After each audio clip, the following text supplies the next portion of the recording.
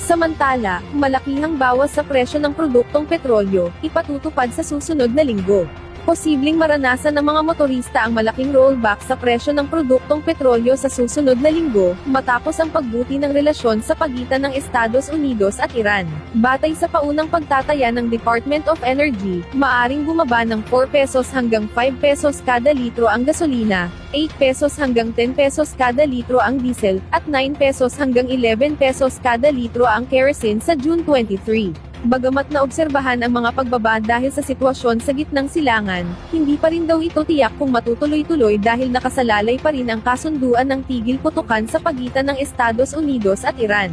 Nagdagdag pa sa kawalang katiyakan ang anunsyo ng Switzerland na ipinagpaliban ang nakatakdang pag-uusap sa pagitan ng Estados Unidos at Iran na magpapatibay sana sa mas malawak na kasunduan sa rehiyon. Wala pang inilalabas na bagong schedule para sa pagpapatuloy ng negosasyon.